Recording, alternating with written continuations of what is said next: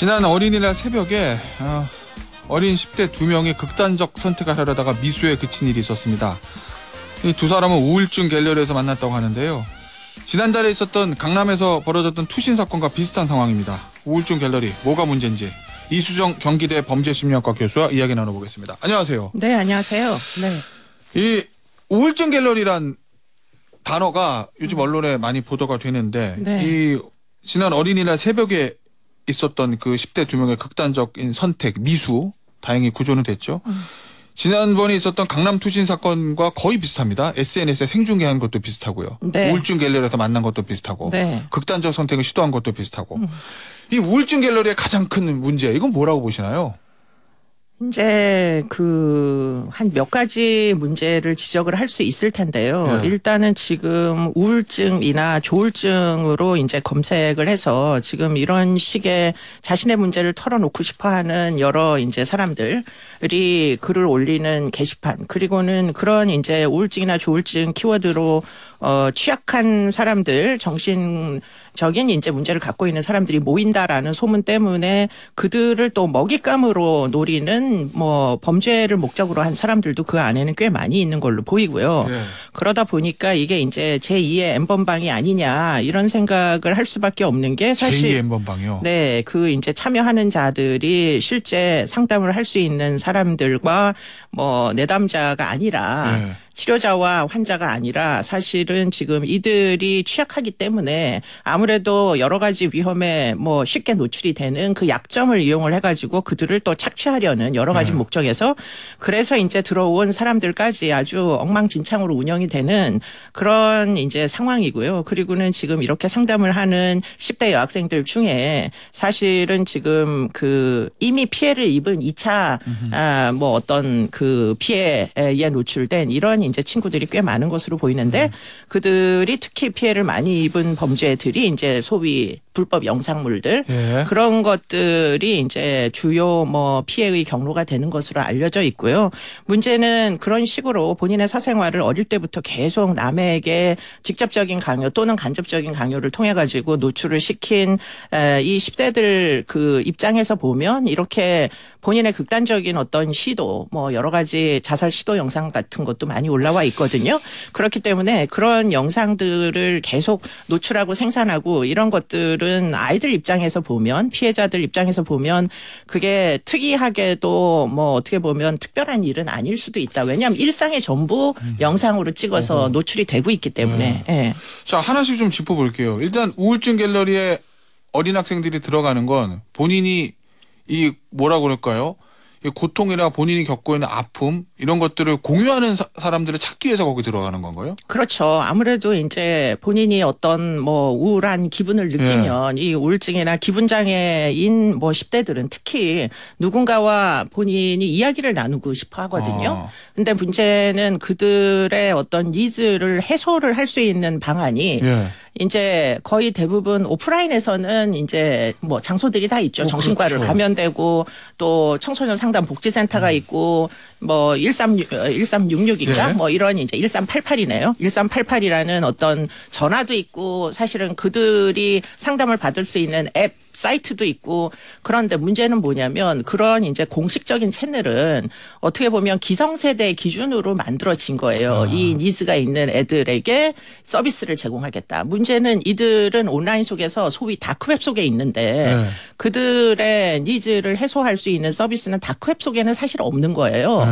그러다 보니까 예를 들자면 우울증이나 조울증으로 키워드로 검색할 수 있는 그런 게시판이든 뭐든 거기에 들어가서 사실은 치료자가 직접 상담을 해주는 그런 아이들을 찾아가는 상담 같은 건 우리나라에서 실제 하지 않고요. 또 그렇게 해서 좋은 의도로 그런 이제 갤러리에 들어가게 되면 나머지 사람들이 또 다 같이 이런 이제 일종의 회방지를 하는 거 아니에요? 불법적인 행위를 의도하는 사람들 입장에서 보면. 근데 아이들을 그루밍하고 싶은데 들어와 가지고서는 상담을 합리하고 불법이니 아니니 따지게 되면 다 같이 공격을 해서 쫓겨나기도 하고 그렇기 때문에 그런 이제 정말 상상하기 어려운 그런 그 뭐 지옥과 같은 어떤 게시판이 있으면은 제가 이제 궁금증이 드는 거는 피해자가 지금 이미 뭐 자살을 한 사람이 하나 있고 자살 시도자가 2명이 있어 미수에 그친 자들이 이제 2명이 있었는데 결국에는 자살 영상까지 이들은 서로 교류를 한단 말이에요. 그러니까요. 예, 교환을 하는데 이런 암시장이 이미 이제 생겼는데 문제는 불법 촬영죄로다가 성음란 영상만 지금 추적을 하는 거지 자살 영상을 추적하거나 또는 그 외에 그거 말고도 아마 그 속에서 굉장히 많은 불법 행위들이 발생하고 있을 텐데 그거는 사실 지금 누구도 추적하지 않는 거죠. 교수님 이걸 이렇게 볼 수도 있어요. 그러니까 예를 들면 성인 같은 경우에 우울증이 있으면 이제 병원도 찾아가기도 하고 그렇죠. 뭐 상담센터 가기도 하고 1388, 1393 전화를 하기도 하는데 아이들이 기성세대가 아이들의 니즈를 못 맞춘다. 그렇게 볼 수도 있는 거예요. 그래서 아이들이 기존에 있는 오프라인에 병원 찾아가고 학교에서 선생님한테 얘기하고 엄마한테 얘기해서 같이 병원 가는 게보다 본인들끼리 모일 수 있는 인터넷 공간으로 빠져든다. 이렇게 볼 수도 있어요. 그렇게 볼 수도 있다고 생각합니다. 왜냐하면 이 아이들의 특성이 또 이제 또 다른 문제는 이 아이들이 어디선가 이미 뭐 직간접적인 피해를 입은 아이들이에요. 그렇기 때문에 그 피해를 입은 아이들이 피해를 호소하고 싶은데 문제는 이미 불법적인 뭐 다크웹이나 이런 데서 온라인에서 피해를 입었는데 그러면 이 아이들이 오프라인 상으로 그럼 자기 발로 걸어 나올 것이냐. 못 나온다는 거죠. 못 나오죠. 그러니까 이 아이들을 구조를 하려면 그 속으로 들어가야 되는데 지금 그 속에는 경찰도 없고 뭐 당연히 이제 치료자들은 없고 그리고는 우리나라는 특이하게도 상담을 아무나 해도 돼요. 그게 무슨 변호사 자격처럼 뭐 어떤 특별한 조건이 있는 사람만 이런 이제 그 자문을 하는 게 아니기 때문에 타로 상담가도 이제 상담을 하고 범죄자도 상담을 하고 아무나 상담을 할 수 있기 때문에 상담자인 척하고 들어가면 그걸 막을 길이 없다는 겁니다. 그렇기 때문에 사실은 이런 이제 사이트를 뭐 제재를 하거나 감시를 해야 되는데 제가 알기로는 모니터링은 하는 걸로 알고 있어요. 근데 모니터링 이상을 현재 할 뭐 법도 없고 근거가 없다는 거죠. 그 안에서 학생들이 이제 극단적 선택할 때 동반자 찾는다고 하고 뭐 그렇죠. 그 극단적 선택하는 장면을 SNS에 중계하기도 하고 하는 좀 경우들이 있잖아요. 그건 왜 그러는 건가요?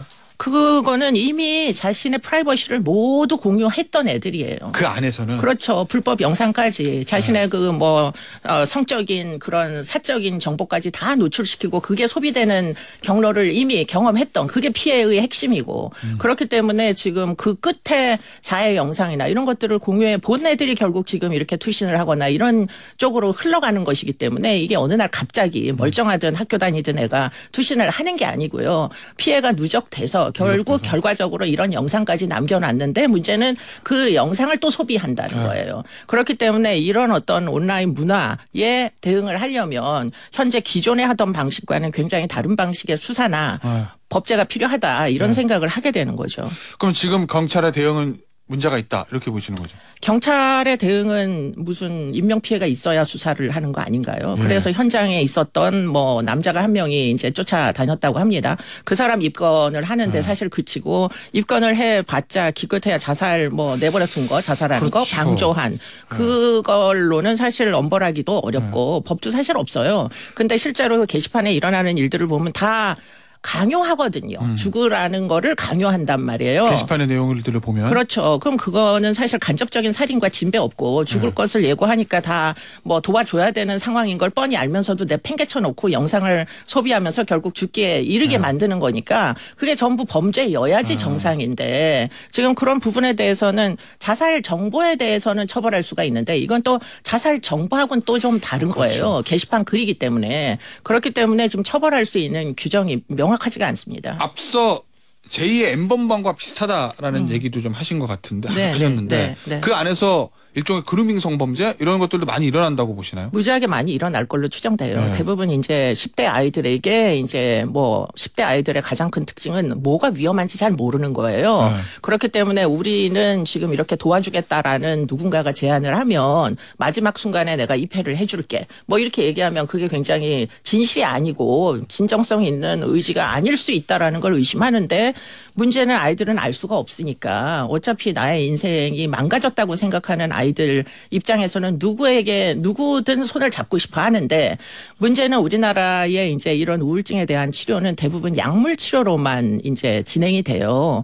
상담을 많이 하지 않는다는 겁니다. 근데 문제는 이들은 얘기하고 싶어 하는 거예요. 누군가와. 그러니까 정신과를 가도 그렇죠. 기껏해야 약물 처방 뭐 약 줘서 누르고 억울한 그렇죠. 거는, 잘하는 건데 지금 그걸로는 지금 전혀 욕구가 해결이 안 되는 거고 누군가는 상담 치료를 해야 되는데 상담은 전문가도 없고 아무나 뭐 이 얘기 저 얘기를 하니까 결국은 외국에서 선진국에서 하는 그런 톡 세라피를 할 수 있는 전문가는 국내에 없어요. 예. 그렇기 때문에 아무나 할 수 있어요. 그러니까 아무나 심지어는 성범죄자까지 어차피 뭐 극단적 선택을 할 거 나하고 뭐 무슨 좀 사적인 관계를 갖자 해도 그거를 불법으로 처벌할 수가 없는 게 현 주소입니다 지금. 이 우울증 갤러리가 지난달에 강남에서 그런 사건이 일어났을 때 그때도 야, 이 사이트를 왜 그냥 두는 거지? 폐쇄해야 되는 거 아니냐는 얘기가 나왔습니다. 근데 네. 이번에 또 발생을 했어요. 네. 자, 경찰에서 방통위에 이 우울증 갤러리 접속 차단을 요청했는데 보류되었고 이 방송통신심의위원회에서 법률자문후에 심의를 최대한 서두르겠다 뭐 이렇게 밝혔는데 이 방심위의 대책 이건 어떻게 평가하시나요? 제가 생각할 때는 뭐 방심위는 하던 대로 하겠다. 우리는 심의를 하고 또 뭐 법률적 표현의 자유와 연관된 다양한 이제 법률 조항이 있을 수 있으니까 이것도 뭐 표현의 내용이긴 하니까 게시판 글이니까 심의를 하겠다 이렇게 얘기하지만 문제는 그 심의하는 기간 중 어른들이 심의하는 그 행정적인 절차의 지연 중 아이들은 지금 투신을 하고 있다는 거예요. 그렇기 때문에 이게 지금 누구를 위한 법률이냐. 이게 뭐 결국은 사회에 어떻게 보면은 뭐 이익을 보호를 해야 되는 게 법인데 문제는 이렇게 해서 생명의 위협을 유발하는 방식으로 법제가 구성돼 있으면 이건 정말 문제인 거고요. 그러면 표현의 자유보다 사실은 인명권 보호가 훨씬 더 중요한 거 아니냐 생명권 보호가 이렇게 얘기를 하는 부분에서 사실 논쟁의 여지는 얼마든지 있다고 생각이 들고요. 더군다나 이제 제가 궁금한 것은 이게 만약에 우리나라에서 안 일어나고 외국에서 사설 업체잖아요, 다. 그렇죠. 사설 업체 이익을 추구하고 광고비로 운영되는 이 사설 업체에서 이런 게시판 관리를 하면 그 업체는 그러면 징벌적 손해배상을 안 하느냐 소송을 할 수 있어요. 집단 소송의 대상이 아마 될 겁니다. 근데 우리나라는 왜 포털은 그런 책임을 지지 않게 하고 밑도 끝도 없이 게시판에 올린 글은 표현의 자유라는 그 익명성 뒤에 숨어가지고 이렇게 아이들을 죽게 내버려두는 그런 어른들의 정말 뭐 그런 어떻게 보면 표면 위에 리그만 존재하는 세상인 거예요. 그 밑에 다크웹에서 얼마나 많은 피해가 계속되고 있습니까? 심지어는 이제는 마약까지 아주 그냥 너무 쉽게 거래되는 이런 시대를 만들어 놓고 여전히 표현의 자유만이 뭐 이익의 가장 큰 가치인 양 뭐 그렇게 해도 되는 건가요? 알겠습니다. 이 비슷한 사건이 계속 일어나고 있는데 더 이상 이런 사건이 일어나지 않게 하려면 어떤 대책이 필요하다고 보십니까? 몇 가지를 한번 생각을 해볼 수 있는데 지금 게시판을 클리닝하는 책임이 누구에게 있나요? 업체에게 있어야 되겠죠. 그렇죠. 그렇기 때문에 그런 것들은 사실은 법이 없다면 일단은 만들어야 되는 거고 그런 것들을 모두 표현의 자유로 휘 감아가지고 방송심의위원회에서 심의할 대상이 돼선 사실 안 되는 거죠.